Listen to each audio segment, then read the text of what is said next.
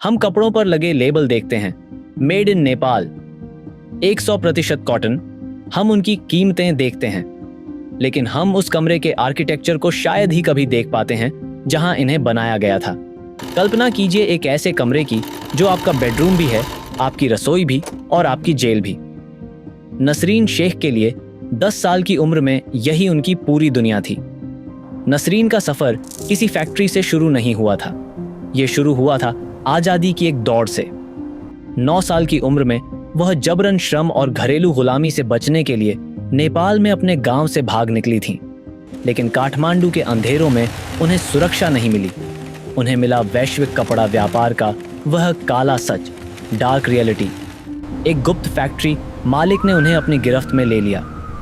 दीवारें और छोटी होती गईं। अगले कई सालों तक नसरीन उन लाखों घोस्ट वर्कर्स में से एक बन गई। वह बच्चे जिन्हें दुनिया की नजरों से छिपाकर फास्ट फैशन की मशीन चलाने के लिए इस्तेमाल किया जाता है। आंकड़े रोंगटे खड़े कर देने वाले हैं। अंतर्राष्ट्रीय श्रम संगठन ILO के अनुसार दुनिया में लगभग 5 करोड़ लोग आधुनिक गुलामी के शिकार हैं। इनमें से 12% बच्चे हैं। नसरीन कोई अपवाद नहीं थी। वह इस वैश्विक ढांचे का एक हिस्सा मात्र थी। वह फैक्ट्री सिर्फ काम करने की जगह नहीं थी, वह मनोवैज्ञानिक और शारीरिक प्रताड़ना का एक तंत्र था। बच्चों से दिन में 12 से 15 घंटे काम करवाने के लिए मालिकों ने माहौल को ही हथियार बना लिया था। शोर से भरा संगीत लगातार बजाया जाता था ताकि सन्नाटा टूटे और बच्चों को नींद न आए।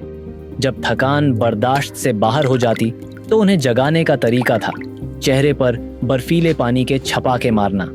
हमें जानवरों की तरह खाना खिलाया जाता था और मशीनों की तरह काम लिया जाता था। शरीर पर इसके निशान गहरे थे। बार बार सिलाई करने से उंगलियों से खून बहने लगता था।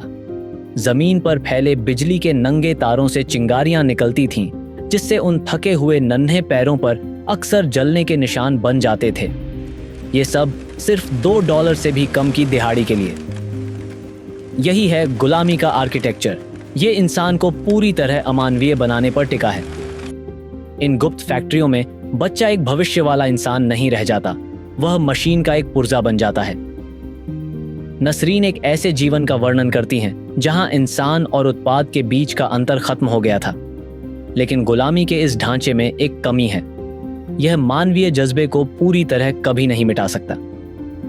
नसरीन शेख सिर्फ जिंदा नहीं बची, उन्होंने उन दीवारों को ढा दिया।